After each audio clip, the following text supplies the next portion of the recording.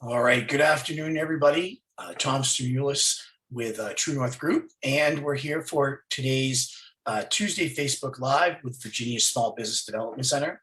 I hope everybody had an opportunity to celebrate Independence Day, and if you managed to get a long weekend, I hope you enjoyed your long weekend and you're not just realizing at this moment that today's actually Tuesday and not Monday. But like I said, we're gonna do our Facebook Live, and I wanted to step back a little bit. We started these back in October of last year. And over the last several months, we've talked a lot about different elements on how to protect your information, passwords and firewalls and what phishing is and Wi-Fi, or open Wi-Fi. But I think it's also really important to revisit why I'm sharing all of this with you. I wouldn't be doing this every single week if we didn't have a problem. And, we have a very big problem. And the problem was for a long time, it was really for enterprises, but it's, now enterprises are commonplace, and small and medium businesses, which were kind of flying under the radar for a long time, are now prime targets. So really no one is, exempt from or protected from, a cyber attack of some sort. And that, if you use LinkedIn, which I know a lot of us do, they just announced that they lost 700 million records, which is about 93% of their entire membership. So I'm willing to bet that, mine, yours, and pretty much everybody that their credentials have been compromised. What can you do? The first thing you got to do is you got to go in and change your passwords. And what's worse is if you use that password and username, not just for your LinkedIn, but you use it for other accounts, hopefully not, important accounts like banking or credit cards, you need to go change those as well. And because if you don't, and you forget about it, maybe a year down the road, these credentials are released, and those individuals try that then. Very rarely are you going to see credentials that are stolen be used immediately. There's no need, there's no rush, all right? They're banking on the fact that people are going to use the same passwords and usernames. They're not going to be very complex, and they're not going to change them. So they're banking on that fact. So LinkedIn was a big thing. So if you have a LinkedIn account, I would recommend you go change your password. We've talked about password managers. We're going to talk about them again in a couple of weeks so that you're not trying to remember all these passwords, but you definitely want to make it complex and you want to make it unique.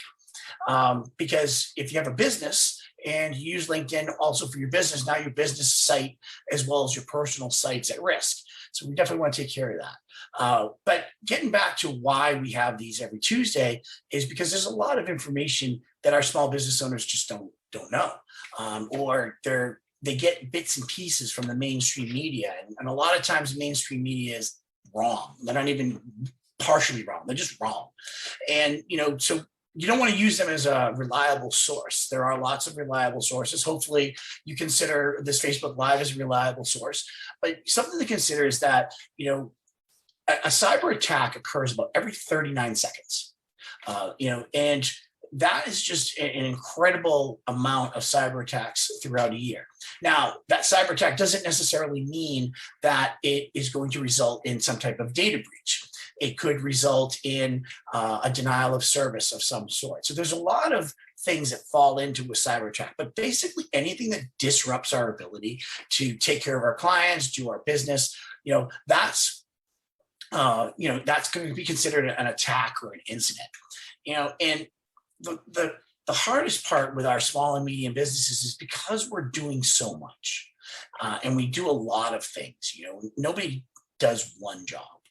You have multiple jobs, and if you're the owner, you do all the jobs. But the other thing is that for some reason, when we talk about protecting our digital information, a lot of us don't understand how to protect it. It's an intangible. And another statistic is 47%, almost half of every small and medium business in the United States, or the world for that matter, have no idea how to protect that data. It's unlike where, you have a door and you put a lock on the door, you put a deadbolt, and you tell people how to lock it, or you have a fire extinguisher near the door because in case there's a fire, or you have sprinkler systems above you, where if there's a fire in the sprinkler system or an alarm system, those are all tangible things, we can see them.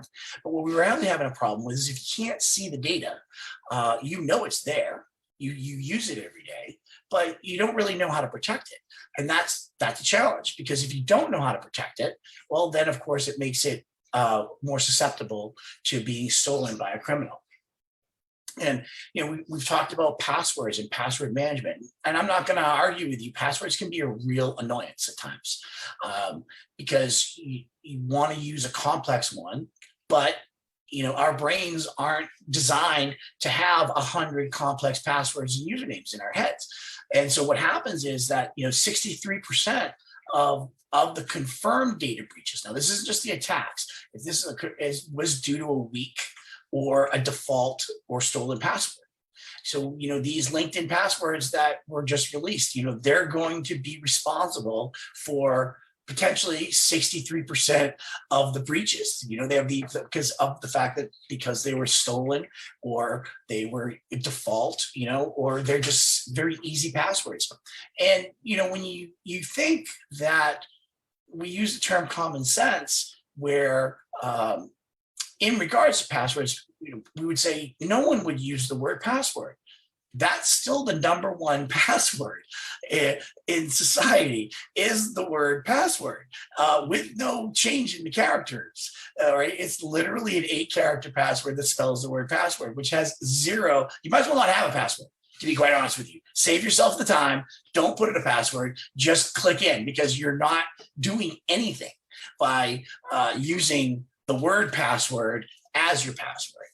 That doesn't do you any good. It doesn't do your business any good. So, it's definitely, you have to be a little more complex when we're doing that, because they're going to be very easy to steal.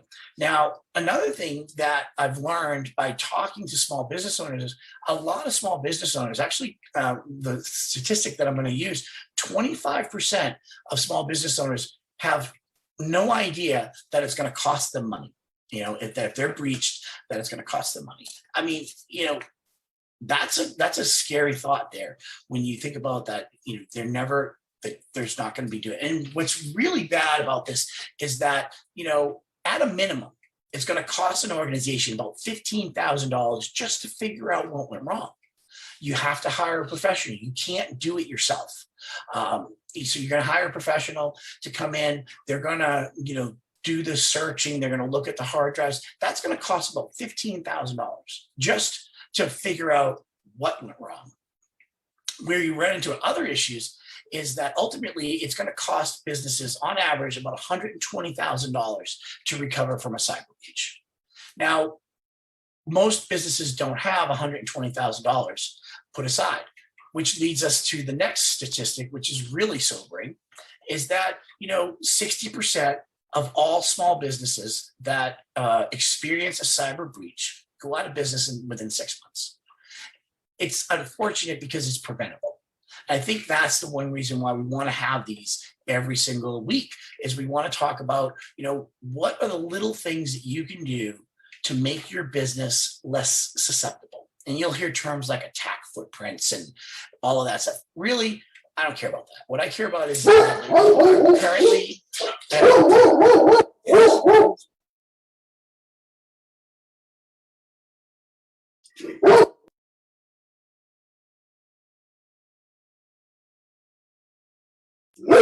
So I apologize for that. But when I say that you're susceptible, we really want to just reduce the possibility of being a target. No different than if you're in a bad part of town. You don't want to make yourself look like that. You've heard people say that if you are in a bad part of town, walk like you belong there, so that you can not become a victim of some type of attack. So over the next few weeks, we're going to revisit some of the things that we've actually talked about, and we're going to try to give you the tools to make yourself less of a target, so that you can protect the information that you have that allows you to run your business effectively and take care of your clients and take care of your customers. So saying that, when I first started this, I said that, every 39 seconds, a breach or a cyber attack occurs against a small and medium business. So this has been 10 minutes. So what I want to leave you with is in the last 10 minutes, there's been about 15 or 16 cyber attacks on our small and medium businesses. The question you have to ask yourself is, were you one of those 16? And if you were, how would you know?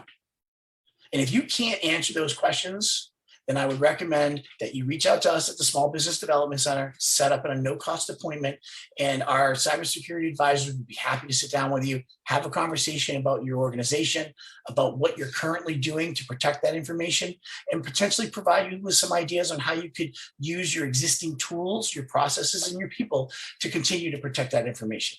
So I apologize if it's, statistics are sobering. They're only going to get worse if we don't take the proactive measures to take care of our own companies, take care of our employees, and take care of our clients. So again, thank you very much. I hope you have a great rest of your Tuesday, and we will see you next week for a new Facebook Live.